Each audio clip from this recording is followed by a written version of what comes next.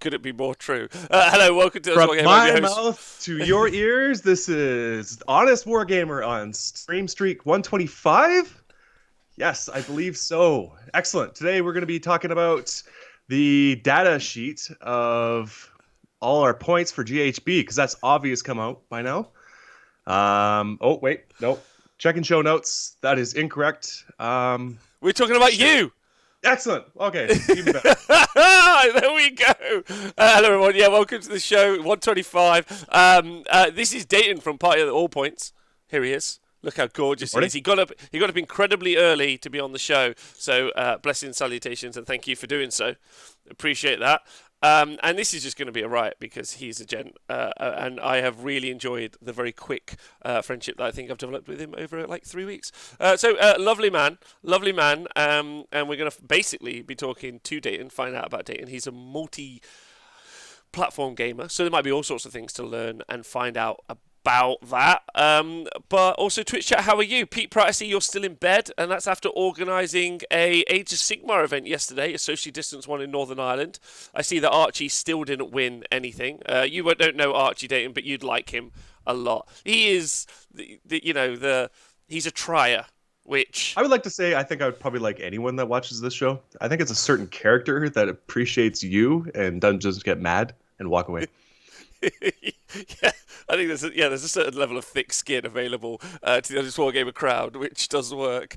Hello everyone in the Twitch chat. Gitly, thanks for watching Derry Girls. Obviously, that's great.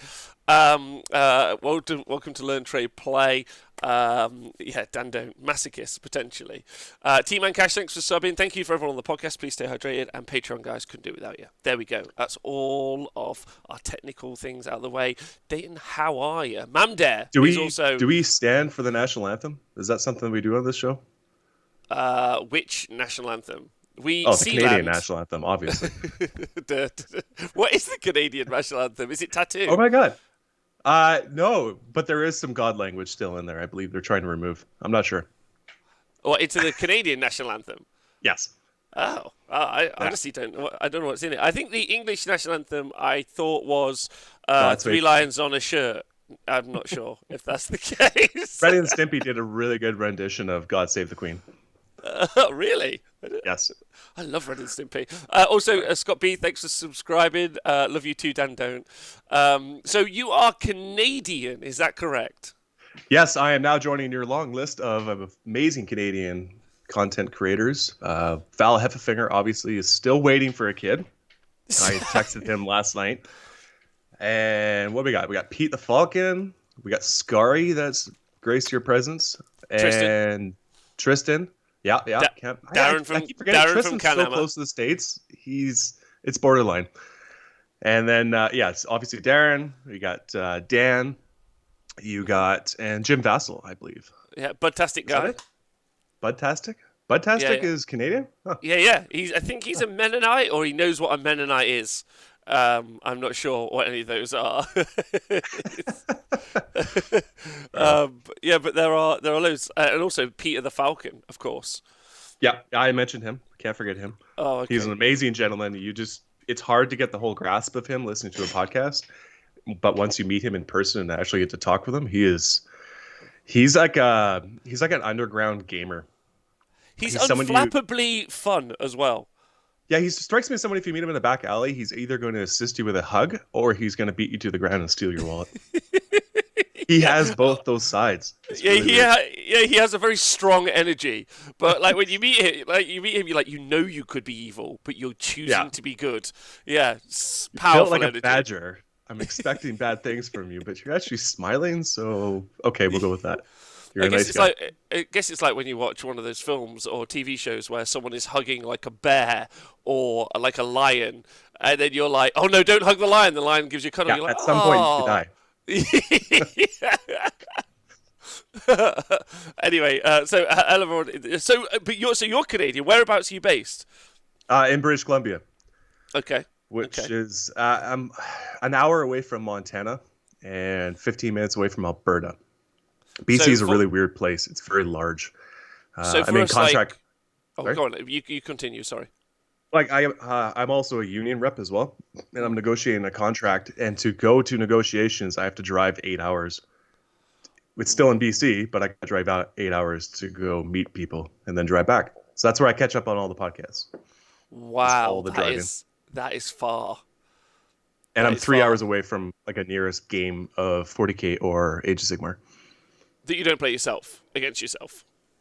Mm-hmm. No. No. So could you give me some because I'm geographically challenged. Like I'm looking at the map of Canada. Where am I looking? There's a tail. So if you go down south, east south, there's this little tail that branches off of BC. Yeah. It's like these rebels, when they're just figuring out the territories, struck out, like had an aneurysm as they're writing the map, as they're drawing the line, and then skeeched it out down to the side. That's where BC. That's where I'm at. Okay. All right. Perfect. All right. Thanks. That really helps me out. So you said your local gaming store is 3 hours away. So how do you stay in touch with the community? Like, is there literally no one locally? Okay, so also on the side for my main job, I'm also a firefighter. So I've managed to get a couple guys on the fire department kind of gaming briefly. Like they will entertain me once in a while. But it's every time you play, you're teaching the game, which is fine. It's great, bullshit and having beers. But yes, it's my wife will play Warcry and Underworlds with me. But other than that, I have to go to Calgary, which is 3 hours away. Wow. Wow, that is plenty. I know people. I've told you this before already, but I'll repeat it just for today. I know people that won't travel. Like Derby. I mean, to be fair, it's Derby. Like Derby's an hour away from where I am now in Nottingham, and people are like, "I'm not going to Derby. Like, it's so far. Like, like even London is only like 2.5 hours south. You know, and sometimes it's like that's a nightmare. That is so What's with your far. town names? Why are they so depressing? What do You're you not mean? selling it. You're not selling it when you're saying I'm not going to Derby. Like I can understand that. That sounds like a really depressing place. The clouds are always there. Like there's no birds. Anytime you go there, there's no birds. It's scary. What Derby or just England? Yes. Just I don't know. Name another town. Name a town that has some draw. Well, Scunthorpe, Leicester. Scunthorpe's also awful. That sounds there's like a, a venereal disease. it is. There's also Milton Keynes, which I'm honestly not sure if it really even exists. Like, it's kind of like used in like offbeat kind of the office style comedies where they're like, oh, we've got to go to Milton Keynes. And I'm like, is that even real or like a comedic kind of like trope that is put into shows? I'm not certain. Anyway. See, now all the Games Workshop names and the chaoses like that they invented all make sense to me now. They just look outside and there it is. They just draw the names out of the towns. There's your character from Nurgle. It's true. Well, do you know the story of Angron? Have you heard this tale before? No, I don't believe so. Please enlighten me. So Angron, the Primarch, is so the guys that were originally Yep. for Games Workshop were all punks who just drank at the pub, obviously after hours and stuff. Anyway, there was a doorman at the local bar called Angry Ron, or Ron, and he was just angry all the time. And so Angry Ron, Angron. That's that's where angry. He's just a really angry doorman, which I know at one point you were also a doorman, right? Yes, So you were. yeah, I was a doorman and a bar manager for like 10 years. But yeah. So So basically, the whole history and lore of Age of Sigmar and 40k was developed in a bar, I no, assume. 40k, yes, and Warhammer Fantasy Battle, yes, effectively. Like Gazgul Thraka is a remake of Margaret Thatcher, which she And was a orcs are your hooligans, basically. yeah football fans, Yeah. effectively, yeah. So it's really actually, it would be really fun to actually go back and revisit that one time properly, as opposed to just this kind of generalized knowledge. I don't know if anyone's ever done a show on that. I'd be fascinated to hear if anyone knows of a There we go. link or something. Sign me up. Okay. Yeah. I'd be super interested in that. That'd be really fun. And then also Can't wait to explaining. get up at 4:30 in the morning. Right. So talk to me about you. When did you, being so remote from places, how did you actually enter into the hobby? Uh, I went to a GW store 3.5 hours away from my hometown. I grew up in a town of like 4,000 people way up north, very remote, very reclusive. And I went to this in Prince George, and they had a big box set, and I managed to convince my dad to buy it for me. I think I was like 12. It was the Fantasy Battles. I think was that third edition with the Bretonian and the Skaven, or not Skaven, Ooh, Lizardman. ooh. I think. So yeah, I started collecting, painting on my own, and playing against myself. I was a weird kid. I don't know if anyone can tell. I had a body of like a jock, and I played that style, but deep down, I was this nerd that would be like, once when I had my friends, I'd be like, "Hey, you want to play some games? I invented this role playing game. Do you want to like play with me?" So there is this group of friends that still remember me as that guy. Can I And then ask a question obviously, about? Can I oh ask a yes, question about that? sure, So like, because you and me are a little bit older, right? yes, Than like, so 39. yes, and I'm 36. So I mean, I didn't. I'm like I am now. I'm a bit of a twat. Like if someone didn't like me, I'm like, cool, I don't like you either. Fuck off. But so when I was in school, I liked what I liked, and I didn't give a shit what anyone said about me. Was my point. But I know for a fact that you're also a dad, and also, and I'm sure there's loads of dads and maybe even some mums listening as well. I think times have changed quite a lot, and being a geek or a nerd is generally well accepted now, or at least kind of understood. But do you think that there like are there do you think that there could be more that could be done or ways to support kids? Like your dad obviously bought that box set. That's actually really awesome, and he supported you doing that. Like, do you think there are ways that people could do that more, or have you got any advice or thoughts about that? Have you thought about it for Yeah, the future? big shout out to Dave Aubrey. That's my dad. He'll never listen to us. He doesn't understand this. I told him I'm doing a podcast, and he was like, "Cool," and then he kind of walked away. But he's always like he's a full on jock, really good at sports. But he's always been friends with my friends, no matter what age I've been at. I've noticed that's like one of his key things. He can always relate, and he always accepts anything that I kind of brought to the table and stuck with it. So I guess that's key. I mean, obviously, parents are a big key on influence and everything that's going on. Um, but as for I don't know. I got my daughter. She's turning 6 next month, and she paints. Like anytime I paint, she wants to paint, you paint. Anytime I think they just want to do something, you just support it to the Right. fullest. And Okay. honestly, if anyone comes at my kids, you're going down. There's nothing else. Yeah, I think that's fair. I just think the idea that you're a weird kid, it sounds like you just had some like something you really wanted to do, like and I feel that like on a real deep level. Like I really get that. Like I loved playing computer games, loved, like traditional like Japanese RPGs, and I'd just be there for like hours. It's like go outside and go on after you. Rob, when I was playing video games when I first started, I had to put a cassette in a machine, pop it in, and then it came up on its own monitor that had to come with the little cassette. And I went and you play the snakes eating the other snake tails, whatever that was called, Centipede. That's my start into gaming. So yes, and then once I got a No Friendo, that was it. It was all over. Because I have an old brother as well. He's 6 years older than I am, so him and I used to play No Friendo all the time, Oh which is wow. Nintendo to some people, but we call it No Friendo because that's what it does. Gives you no friends. I remember. This is just a quick one. I remember watching my friend's older brother playing Street Fighter. No, Mortal Kombat One. I don't think it was on something like the Amiga. Sega.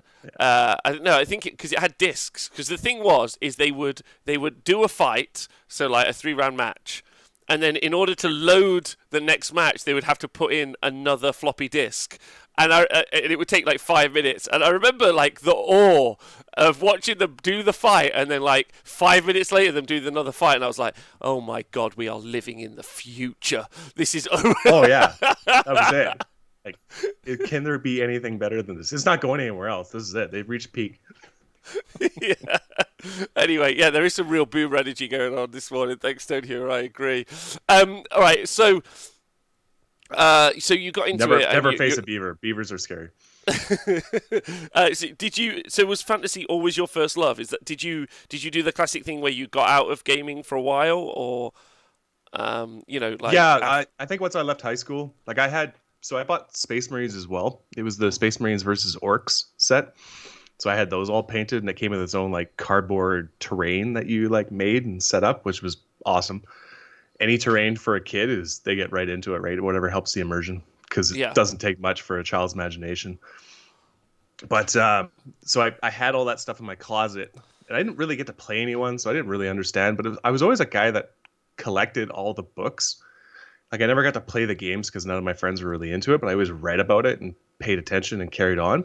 Mm. And then once I got out of high school, as soon as I graduated, I just moved on my own to university. And so I did university for 3 years. Obviously, if anyone's gone to university before, all it's about is just getting laid and drinking. So that consumed a good 3 hour years of my life. And then I got into bartending. And then as I got to Vancouver, my you start to kind of I don't know, get comfortable with who you are. And then the nerding really came out. So I then always paid along to systems. And the nice thing about a big city is you meet like-minded people. You'll meet the cool people that also are nerds.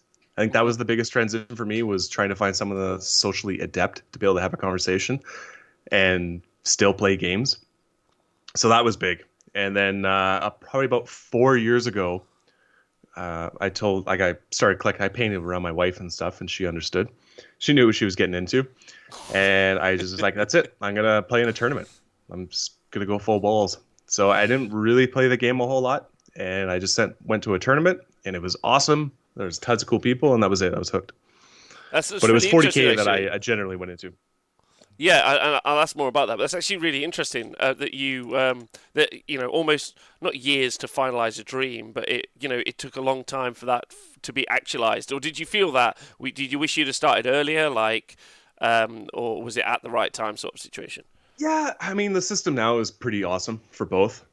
It's come a long way of a lot of shit, but it would have been cool to be around. Like I'm friends with Reese, and we're the exact same age, but he has all this history that he was a part of all these old school guys, and it would have been kind of neat to be a part of that Mm. instead of coming in so late. But I'm picking up ground. I'm meeting all the people. Turns out there's a lot of awesome people out there.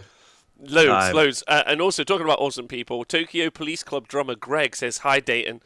He was touched oh, that you singled them out as super nice dudes. oh, they're the best.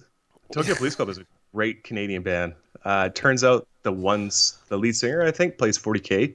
Toomkin was talking about Tristan. Yeah, I think maybe the drummer, Oh, Greg, okay, maybe, but I'm nice. not sure. That's Yeah, yeah. awesome.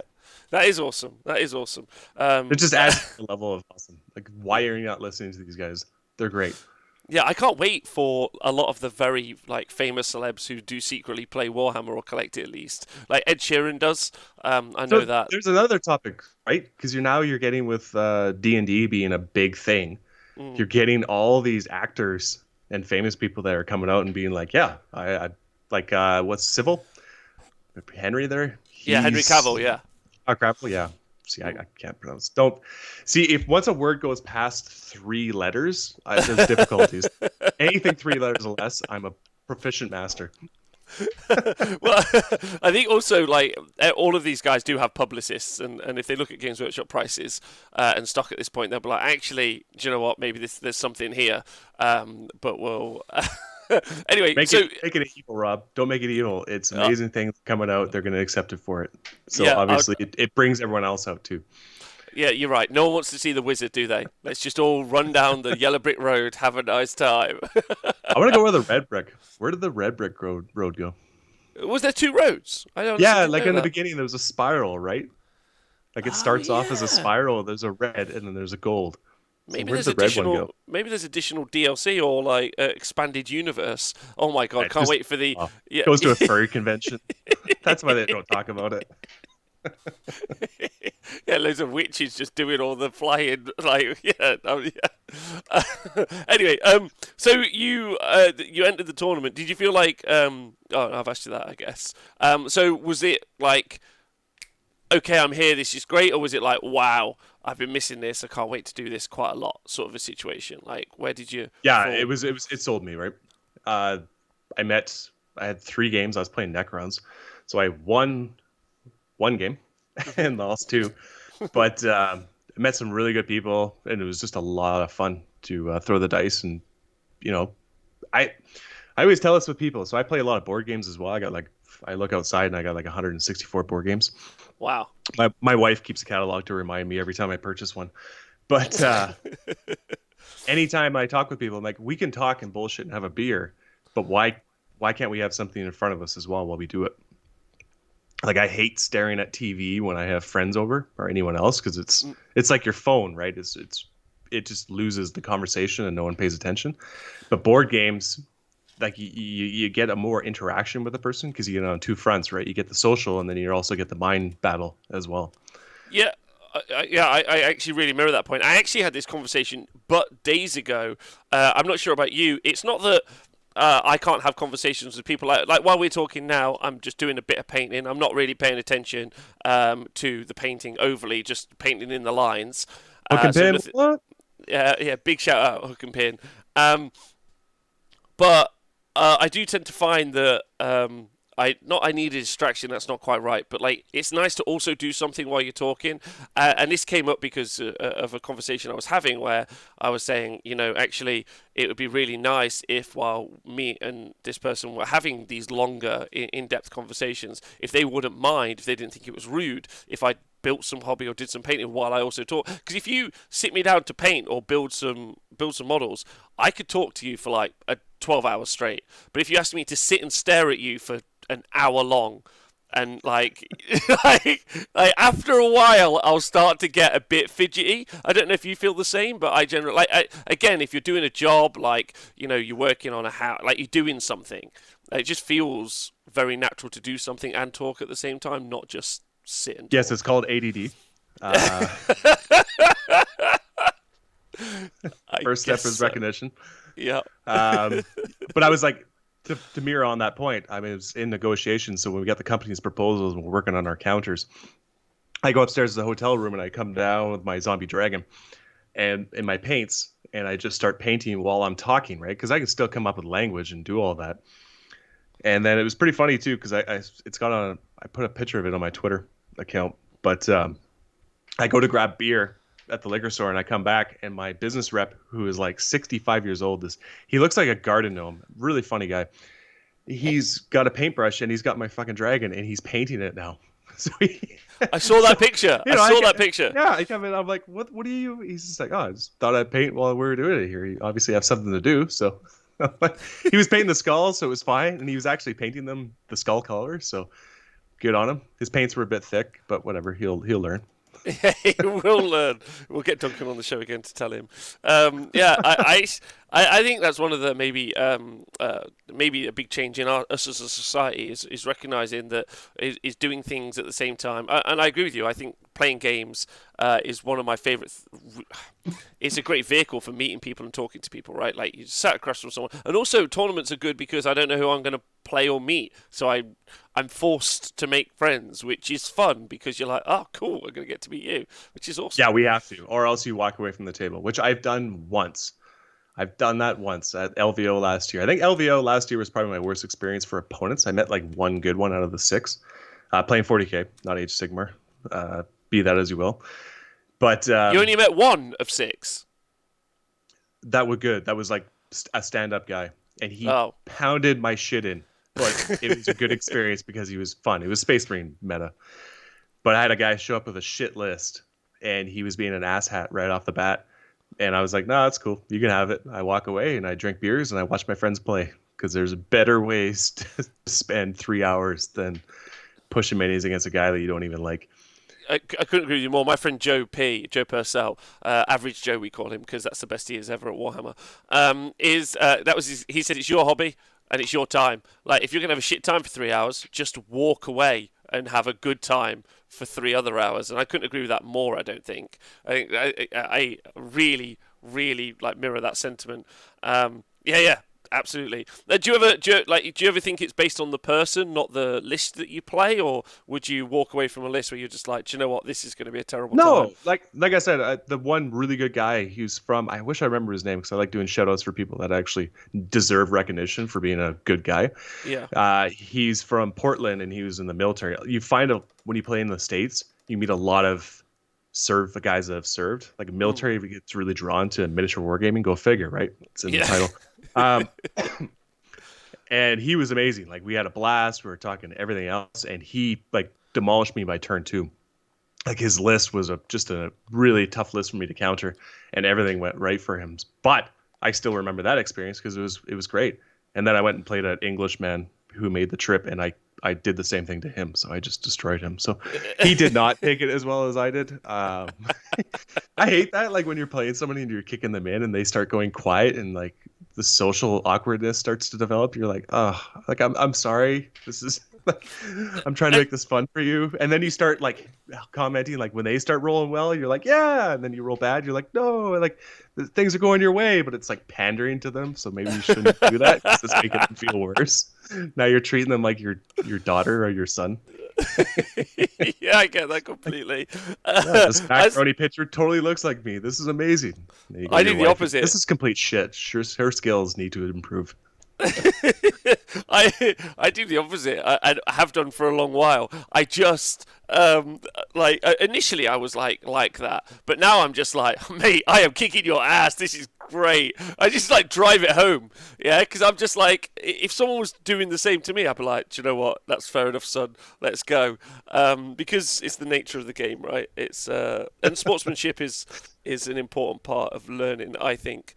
Do you think playing at tournaments, you already seem like a good sport, obviously. But do you think tournaments have taught you anything? Do you think tournaments have taught you anything about sportsmanship and trying to be a good person on the tabletop? Do you think you've developed? Same question, I guess, to the Twitch chat. Do you think that you've developed as a person playing these games?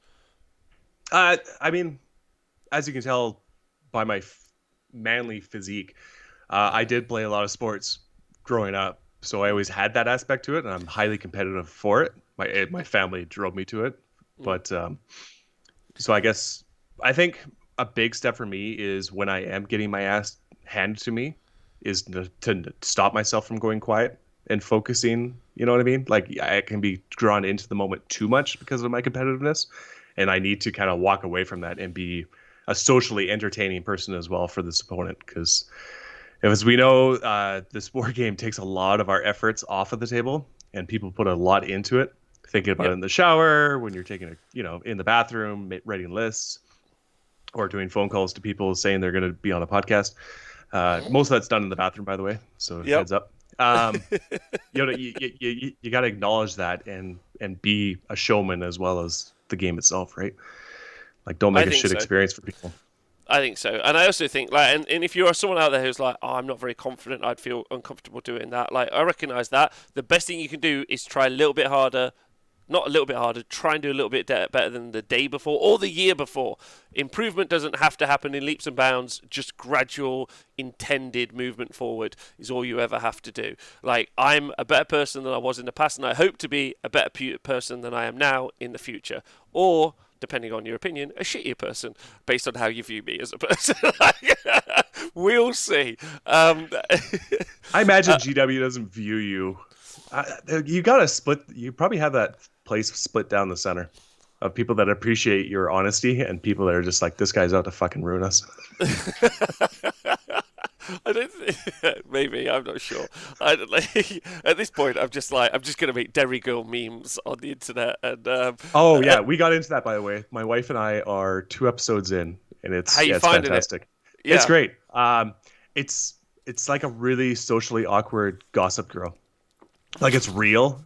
Like, my wife loves Gossip Girl. I think it's a ladies thing. They just get drawn to it. But it's fair. I read comics because they're junk food for my brain. She watches crappy TV because it's junk food for her. I accept that. Excuse me, Gossip Girl is fight fantastic. me. But it's not real. No, let's get into this. There's no pause in conversation. Yeah. People don't talk like that. You have to have a little bit of thought to come up with that genius speech and that rebuttal. They don't do that. It's just like it's too scripted. You don't talk like that in real. It blows my mind. It kills me. Yeah, yeah. I think it's the same. It's a bit like Aaron Sorkin, if you've ever watched any Aaron Sorkin stuff. So, The West Wing, The Newsroom. But he puts characters. He puts the characters in very intense situations, and also they're at the very top flight of their kind of industry and environment. Whereas Gossip Girl's just Like, I don't say just some ladies. I don't obviously mean that. It's just some people living their lives. So anyway, I don't What know did she where we do after were. that? So she went to like Sin City. She had a role in Sin City where she betrayed all of her friends and ended up dying for it. Good on her. And Good. then that was it. We didn't see her ever again. No, we did not. No, we did not. Anyway, Yeah, we were talking yeah. about. We So were I guess talking about. Go on. sure. About 20 weeks ago, I kind of thought about it before. Pardon me for a second. It is early, so I got a lot of stuff going on here, and listening to podcasts all my whole life here, or not my whole life, but for everything that's been going on, especially for you. I think I'm following you for 3 years now. Oh, We've had some fanboy here, interactions. fanboy. Um, I'm a fan. Carry on. I just started being my location. I want to get more involved, and I got a lot of thoughts. So I managed to convince a couple of my teammates to do an Age of Sigmar podcast with me. So my team has a podcast already called Beyond the Battlefield, and it focuses on 40K. It's basically just shit talk. And sometimes we get really drunk, and they talk about aliens and the existence of aliens. So it runs all over the place, and they do an episode probably once every 2 months. So it's just a side project. They don't take it seriously. So I got a little taste of the podcast creation through them. So I was like, no, fucking, I'm gonna do it by myself. So I convinced Price Vandenberg, who is strictly an Age of Sigmar player. He pays attention to 40K, but he is mostly Age of Sigmar. And then Jeff, I met him at LVO this year. He loves his Diet Coke. He's hardcore into list creation, and he plays both systems to the fullest. Wow. So I got they wanted to jump on, and we started creating a podcast called Party at the Allpoints, which has just been a great learning experience. So now I've been doing the book tour thing, I guess, by going around on other people's shows and stuff and trying to promote. I guess it feels like a book tour. Oh, you know, so I was having this thought, Rob. You know what would be great Yeah. is after they write a battle tome or a GHB, the writers do a book tour, and we can just grill them. Like, we can go through pages and be like, so what did you think about this? I need your thoughts on this. Why did you think this was right? I would like that. I'd like a live Q&A. I think that they obviously would be terrified because they'd have to, in some way, justify their quality control, which would be, I think, harder to do than you would think. And I'm not talking about like a pandering book tour either, like promoting and picking out all of the good stuff. No, I want the real stuff. I want the Henry hard Rollins. questions. I want Henry Rollins to come on and start grilling them on what Yeah. they've done. Yeah. It's just, why did you do this and what's the plan? Yeah, well, we just thought it'd be fun. That would be the answer to every question, though, I think. I saw Henry Rollins. He came to my town in Vancouver, and he just stands up and talks. So I got a ticket for it, and that man goes. He went 3 hours with no breaks, barely a drink of water, and he can recite like declarations of independences of other countries from like heart. That guy is insane brain level capacity, and is super entertaining. So if you ever get a chance to see Henry Rollins just do talking, it's amazing. Yeah, I would really like to get into that. I actually really want to get into just generally. I've always liked stand-up comedy, but I was thinking post-COVID or like whatever the situation might be in the future to get into more orators or people that generally tend to talk a little bit and listen, especially the angry, disaffected guys. You know, like Rollins is obviously a good example of that. My favorite comedian is a guy called Doug Stanhope. If anyone's ever watched him, he's just an angry human being, but like dark and beautiful at the same time. And then that's kind of been I've always thought that that's good entertaining information, right? Like, because these people are usually very smart and they've got all that info. Anyway, so sorry, I don't know where I was going with that. So but podcast, do you think you've learned anything doing the podcast so far? Yeah, production, how to get soundtracks to make it entertaining for people. My wife luckily took broadcast journalism, so she does have that aspect to her, and I usually let most of the editing to her because she really enjoys it. She doesn't do that stuff anymore, so she gets into it. It's a hard balance, right? There's two spectrums. There's the straight up information that can be dull to some people in a podcast format to just hear things recited, and then there's the other end, which is Rage of Sigmar, which don't have a focus. You know what I mean? Like they just go off on a tangent, and it's great. It works for those people, right? And they attract their audience. But I'm trying to find like a middle ground. And I think I did that with picking my co-hosts because Jeff is straight up information, and it always sounds like he comes on the show and like someone just kicked his dog or something, like ran over his dog. Like his energy levels are a little bit like, are you doing all right? Like life is okay for you?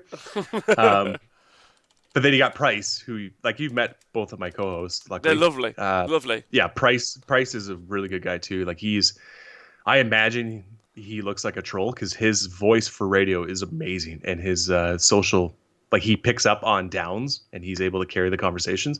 And then there's me, who feels like Donnie off of like The Big Lebowski. Like half the time I'm on my fucking element. Like I just don't even know what I'm doing. So I don't think that's true at all. I think you understand the structure of a conversation really well, and having been on your show, I think you formulate that conversation and structure it really nicely, and that's harder to do sometimes because you have to understand the elements that you're working with in the conversation, that can be very, very interesting. It's like having done a lot of commentary as well, and I've done it with people who have been amazing, and then people Val, like big shout out. Yeah, big, and Peter, like amazing, Oh, yeah. Amazing commentary with Peter. But all the guys, Nick, Tom, Nathan, but like they're all different, right? So like Tom, you're like he's just going a million miles an hour, right? So you're playing a different role. Sometimes you need to be the chameleon in the room, and I think you're really good at that. Whereas Nathan, you have to give him a pause, and then he'll just like his first answer will be yes or no to something, and then you wait. And then you wait, and then he hits you with what he actually thinks. Like, I think one of the greatest things about Nathan, to give him a little bit of a shout out here, is he doesn't go with the trend. Like he honestly gives his own thoughts about something, regardless of where the conversation's going. And that kind of honesty is hard to find in people. Oh, and I appreciate it massively. I think that's one of the big shout out to Bradley. I know he's not watching right now because it'll be too early or late. I forget about Australia time right now. And he said he was talking about our GHB show, and he said one of the things that I like about the show is you all don't necessarily agree. We don't disagree to be contrary. We just give our own points. But he's like that actually makes more informative. Not more informative, more entertaining radio. And I was like, oh, actually, it would be weird listening to someone for 3 hours just agree with each other. Yeah. It's 9:46 p.m. in Australia right now. He has no excuse. He should be up unless he has kids, which I understand. Yeah, okay. All right, he's up. Yeah, that would be weird. So do you find it's nice having balanced opinions, like people thinking their own things on the show? Like you yes, find that a benefit? big time. Yeah. Jeff is perfect for that. He's like a bull in a china shop. He will not let you have a conversation or do anything until his thought is out, and it's his thought. So yes, and then me looking for an opening to, I don't know, add some humor or entertainment to the show, and to which hopefully is bringing. Have you learned anything about like the audience reception or dealing with people as they respond to stuff, or was it exactly what you would expect? Yeah, no, nothing is going any way that I expected. I don't know. It's weird to see something grow. Like in the beginning, you kind of get a little bit obsessed with it, like finding out what's actually growing in your, like who's downloading to kind of meet that. It's something that I've only been doing this for like 20 weeks. I'm not going to talk and sit here like I'm a pro, Mr. Stream Streak 125. But like you got to kind of let it go. But it's neat to see it grow and populate. I think it's not the objective of the show.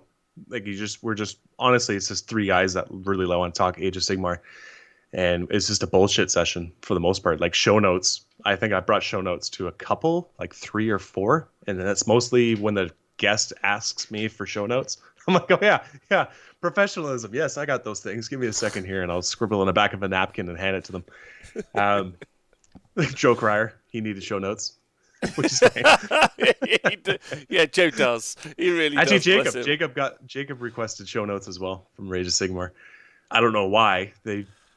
His show note is interrupt and take over this guy's show was what their objective was, which was fantastic. But now we're kind of the promotional thing for the most part. Like my co-hosts show up and they produce a great show. but I'm been the one that's like, this is more my thing, and producing for, and then doing production, what topics we're going to do it about, and what guests we're going to bring on, and kind of bounce around doing the promoting thing of it. I have a friend who on the fire department, she does a graphic design studio. So she does, but she also puts it into physical format as well. So I got like stickers made, and she was the one that came up with her icon for it. Like, she was great. She sent me like, I gave her an idea. I gave her a couple sample pictures of like whatever Age of Sigmar stuff. And she came back with 8, and 2 of them were like bang on. So then it was a choice between 2. Pardon me again. It's okay. Are you okay? I have a tough one. It's early where you are, and that's always hard on the voice. Right, so Winner Dave was in the chat earlier. I know podcasting is something that you're just started up, but have you have you thought about commentary or doing something like that? Obviously, you've seen what we've done on the show before. Do you ever think that would be something that you'd find interesting? I do wonder if other people in the world have ever thought about... No, I just wonder if people look at it and think, yeah, I'd like to do that, or I could do a better job. I mean, that's also probably definitely true. I think everyone usually starts to think that until they get put in that spot. I think until you get on a microphone and have to stand in front of like 10,000 people and give an idea or a thought to this mass, that the reality of it sets in, and then you either sink or swim. But yeah, Alex Gonzalez from Oregon. I know there's 2 Alexes. I get questions all the time. Can we get rid of the other Alex? Can we get rid of the shitty Alex? Because there is a good Alex. I hate being able to reference that person because he's a really genuine good person, and people automatically associate him with this shit tournament organizer. Maybe we should the good Alex. We should come up with a like nickname for him. So then he's just defined by that, and it's easy. Yeah, he's getting one right now. He's the good Alex. Good Alex. Okay, from now on. Okay, good Alex. He reached out to me because he ran a podcast before called The Wide World of Wargaming. And he reached out to me in the start. Like, he was someone I was bouncing ideas off of. Like, before you do anything significant, you're always going to go to people that you respect and get their input on things as you do it. Paul Murphy from Forge the Narrative. Forge the Narrative was another big guy that I went to and bounced ideas off of because he's always been really good feedback. Amazing guy. Unfortunately, my podcast is not for him because it's a little too adult material for him, which is fine. Turns out cold opening, talking about ass eating in an episode is not one you should use as your promotional material. Anyways, so Alex right off the bat was like, "Okay, we're getting you down. We're gonna do a tournament, and we're gonna just we're gonna just host it. Like, we're gonna talk over it and do the showcasting for it." So at some point, him and I are gonna set up for that. I think it'd be great. I think the radio media is something new to me. Whereas if you get me there in person, I'm a very physical person. I think that's part of my humor and what makes me likable. I think is my physical persona. It definitely helps to it. Well, so that was one of the experiences that obviously with Super Series not long away. I haven't actually announced the date, but I know it's not tons of time away in the grand scheme of things. And having done some tabletop simulator stuff recently, like there's just an energy difference. And I was actually going to ask you about that. Big Dick Alex. Yeah, that's his name. Yeah. Big Dick Alex Gonzalez. That one. Big Dick Alex. Yeah. Okay. Sweet. There's something about the energy levels in a room full of people, I think, or the people being in person, which which translates to, if we take something as, and I'd actually like to ask, 7 thoughts at once there. Let me slow that down. Number yes, one. I know your show. I understand how this is going to go about. Go ahead. Here's 8 questions at once. Please answer. No. First off, when you look at something like League of Legends, for example, or Dota, they actually have the players in person in the stadium playing. Now, obviously, you watch from home, but even then, I mean, they could do it from remote locations. It wouldn't be overly difficult to achieve that from a technical perspective, but they still bring people physically into the space to play, which I find really interesting, and I think it keys into the idea of sports. Now, I know that you've been to like the LVO, for instance, and also so is Mark Merrill from League of Legends. Yeah, he has. My whole team played against him He's supposed to be like a super nice guy. Oh, he watched. He donated $50 to the Honest Wargamer once when we did some 40K coverage, which was Yeah, great. like he pays attention to all the content out there, but Yeah. he's yeah, awesome. Yeah, he's a super nice guy. And the point I was trying to make was, I think, is there is a big difference between having done the TTS coverage, which I did just in this office on my own, which was dull, and then, I mean, the games were great and the people were great, but it was just not the same, and doing it in person. Do you, coming from a sports background, do you see the similarities there, having been to these events? Do you, like, see how they key in and see the future? Yeah, you'll never get an understanding of something until you go live. There's a lot of sports that governs that, like basketball. I find is a tough one to watch on TV because it's a little bit dull. But once you're there, you get caught up in the moment. There's a lot like it's the sheep mentality. Once Yeah, you get all the people in the room, you're gonna have a better time. Like you're gonna get more caught up into it. Actually, probably the best reference I can relate to all this would be comedy. A comedian has to be really good to be able to get recorded and make you laugh. But when yeah, you're in a room with everyone else, you get caught up in the hype and things that are not necessarily the funniest appear really funny to you because you get so caught up in their energy. I think that's a hard thing to translate. You lose it once you start going to video and audio media. So yeah. I think being there, you have to. That's a big part of making it attractive yeah. for people for sure. I would agree with that very often. And then, like, I guess the next question is like, which event has been your favourite so far and why that you've attended? LVO, I the mass of the amount of people. I also help set it up and everything. That's kind of one of the things. If I show up to your tournament, I'm showing up early.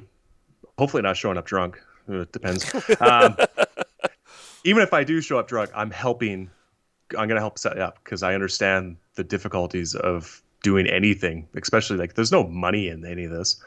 Like there's a trickling, some person can make a living off of it. Rob Symes, but like they need No, all the help they get. I could live, not make a living.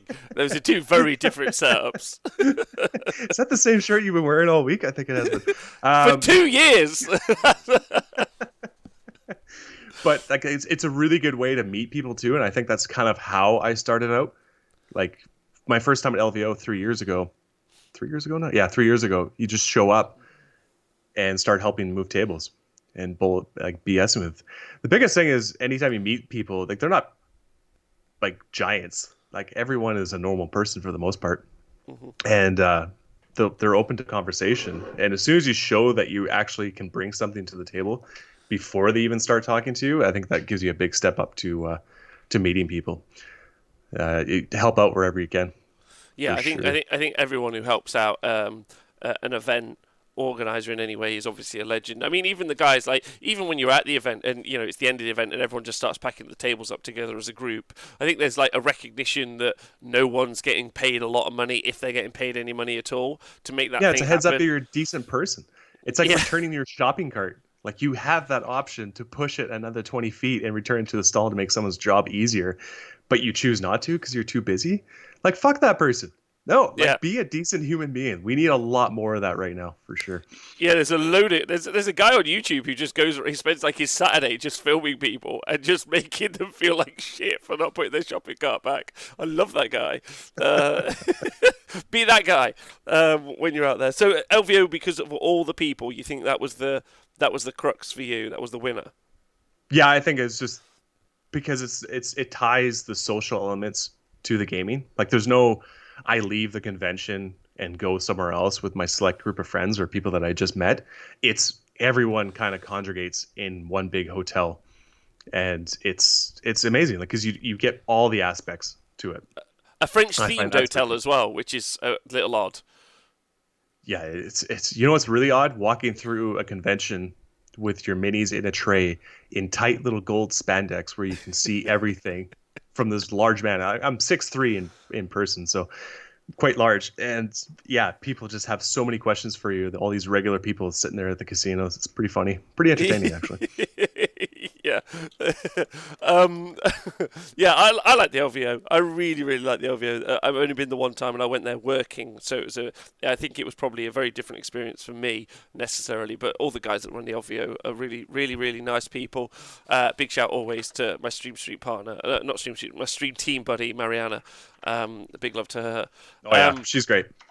Yeah, she's great. She's really, really great. An unsung hero, I think, of some of the stuff that they do as well. In some ways, not that they don't big up everyone who works for them, because I do think they do. Are there anything? Is there anything about LVO or any of those events that you think could be improved in the future? Obviously, ignoring COVID, I think. Do you think you'd like to see more of? Yeah, get rid of BCP and have a tournament organization that doesn't shit the bed and make people wait around for 3 hours to play a game. I think is probably going to be key. I think that'll be really important. Yeah, you want a better experience? Make sure there's no huge delay in between gaming, because people Yeah. plan other activities other than just what's there. It's honestly fascinating that we're in 2020 and that doesn't seem like a very simple and functional thing that we can achieve so far. Well, that we couldn't achieve, right? Like because LVO had some nightmares with organising the people Every year. every year. Their Maybe SoCal event that they put on in California is really great as well. okay. I did that one as well. There's so much spacing. Frankie and I drove in his pickup truck down the tables and threw out mats out of the back of his truck onto the tables. Wow. And it's right next to the ocean, and it's basically like an aircraft hangar. And they open the bay doors, and you get the sea breeze comes through the whole convention as you're playing, which is fantastic. 'Cause it takes all that fart and stinky gamerness and just washes it away. Oh my god, that sounds great. That is so unlike events in England. It's like, hey, we got 8 people in this event. Congratulations, in this tiny, tiny room. Tiny country. Like you Yeah, guys are like Hong Kong, basically. So yeah, if you're not bumping into someone, you're out of country. yeah, yeah. Once you've been to American event or Canadian events or Australian events, you really do understand how small the European events Yeah, are. our directions in Canada are okay. Well, take a jaunt. Here's your backpack and water, and here's your shotgun. Watch out for the wolves. What you're going to want to do is head into the mountains. You'll see a man in a yellow poncho. He'll direct you actually down to where the convention is. It's easy to get lost, but just follow the bread trail. And if you see anyone, just shout for help. You'll be fine. If you see anyone, they're really nice to you because they haven't fucking seen a soul in so long. So you travel to a bunch of the American events from where you are because it's just maybe as easy to travel to the Canadian events, I guess. Yeah, I'm a traveling person by nature. Been to like Philippines, Hong Kong, Vietnam, all over the States. It's something that my wife and I both share, and we really like to explore the world because, in my honest opinion, you're only as smart as the places you've been. So when it comes to tournaments, I think it's a great experience to kind of show and go and meet these other factions, these other people, and just see what it's all about. And one of the biggest things I could say is no matter where you travel, there's always good people. And honestly, the less money they have, the better they are, the friendlier they are. Like Vietnam is like one of the poorest countries in the world, and those people are amazing. They're also really? like up to my hip, and they're just like grabbing my biceps as like I'm sitting there drinking in a beer Ahoy, and this old man comes by, and he just grabs my bicep. And I look at him, and then he grabs his thighs. My biceps were bigger than his thighs. And he gives me a thumbs up, like, yeah, you're cool for this, right? And then we end up going to his table. There's 3 other old men. They're all eating a giant duck in the table. And we just bullshit, kind of, because we don't understand each other's languages. They get up on their mopeds and take off into the night. And that was our experience. I go to pay the bill. No, it was all taken care of. Like, our previous bill that we had going, everything was taken care of. Those people just wanted to meet and BS and hand gesture, and that was it. That's all they're looking for.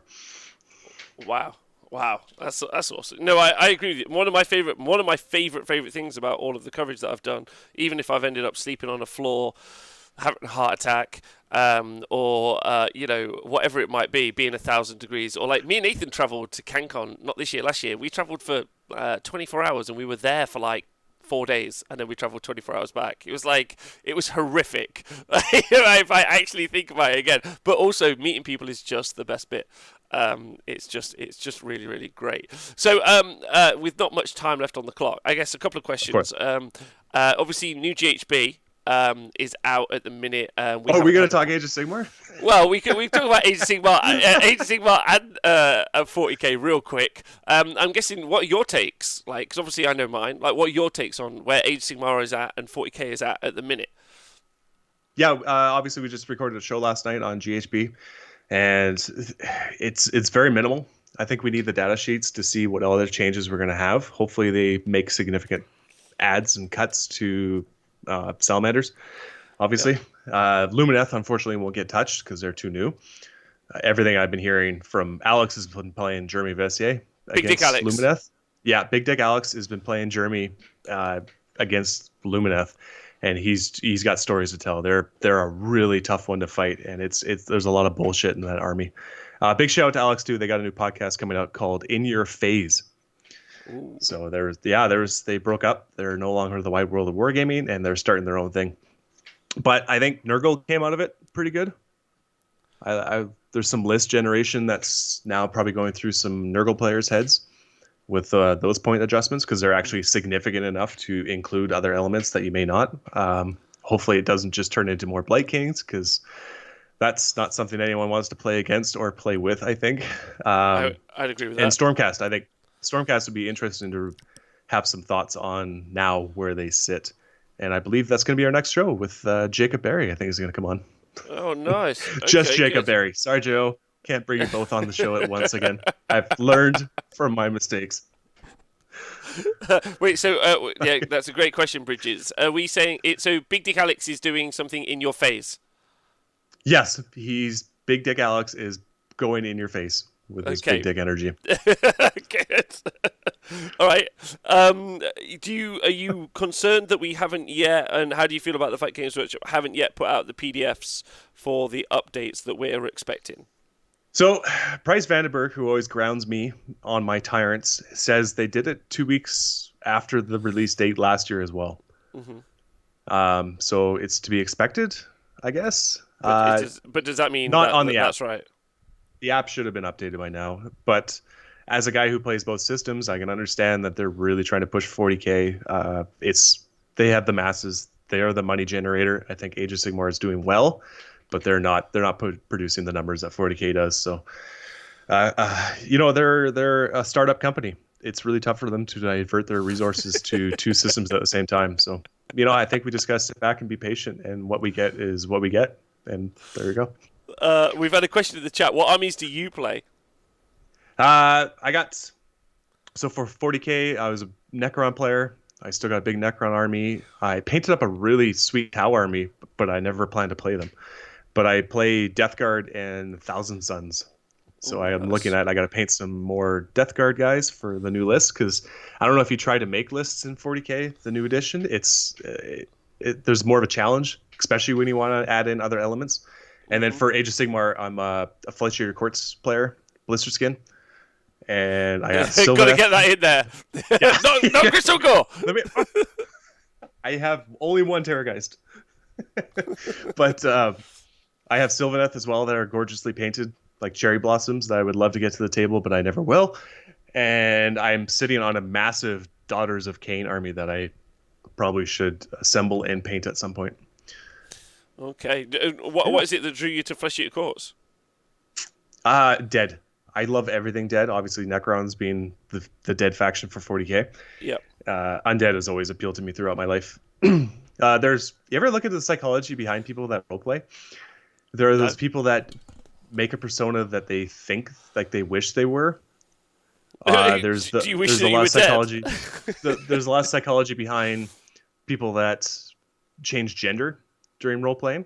Okay. And then there's the people that just like they're just themselves. Like they'll make a character that's just them. I typically just make a character that's just them. But the dead part of it is I always thought was really cool, lore wise, everything. It's a neat concept. I've never looked into that. I am going to go and look into that. That sounds really interesting, because I'm the same as you. I'm pretty much I play a me in maybe a little bit like more me in some versions, but I try and be a bit me-ish generally if I can help it. I don't know what that says about me, and it's quite hard sometimes to self-identify with some elements in either 40k or Age of Sigmar, right? I'm like, am I a giant toad on a chair? Maybe I am. Am I secretly a squat that just hates everyone? Maybe. Maybe. Maybe. Is Nathan a grumpy old dwarf? Yes, but also weirdly a git inside. I think that's true. A squid Right, all in one. he's all of it. So, has anyone got any questions for Dayton before we get out of here? Get out of here. Are you excited for Necrons for the new edition? Yeah, yeah. I gotta see more. They're another one that just needs a fundamental change to their army. What they're all about, the reanimation protocols, has to be changed because it just doesn't really work when your shit is dead all the time. True that. Yeah. Big shout out to John Scrivens, who was our first English listener. Big love, John. Yeah. Oh, lovely. And also big love to all of our Egyptian listeners. Yeah, it turns out, and Japan. Who knew? And Greece. I didn't even think they had enough money to run the internet Oh, over. Malacca! Like the Greeks, or as we call it, the feta meta, are the best. They're so good. Have you? There's a YouTube video I have of the Greeks on the Honest Wargame YouTube. You should check out the excitement that they have for playing war games is palpable. Like that's all it is. Like they're so, and it's also quite a bit like you. They're quite removed from large groups of people. They've got a fairly small community. They're working really hard to like push their community. They're To generate, yeah. yeah, really, really great people. If you ever meet me in the tournament scene, obviously come by and give a shout. Don't be intimidated by what I'm wearing. I'm usually just out there. It's part of the. It's funner to go into situations and make your people laugh at you. I think it's a great way to do humor. So if you see me walking around in something like what are we gonna do here? Like something like this, like don't be intimidated by it. I can't stand up because I'm actually naked underneath. I think everyone that does a video cast needs to stand up just to see what's going on down there. I can't do it. All right, well, listen. So don't be intimidated by that. I will always go for a beer and have some good BS. We can talk things other than gaming. Actually, I prefer that. Let's not talk about the game sometimes when we're away from a game that we just played for 3 hours and are mentally burned from it. It's also true for me as well. You can always come and say hi. Just a regular dude. We all are. I think that's the key element. Everyone's just a regular dude in the community and the scene. And the best bit about it is growing that community and scene and making it a fun one. Oh, yes, Chris, talking about great guys in the chat. Chris in the chat.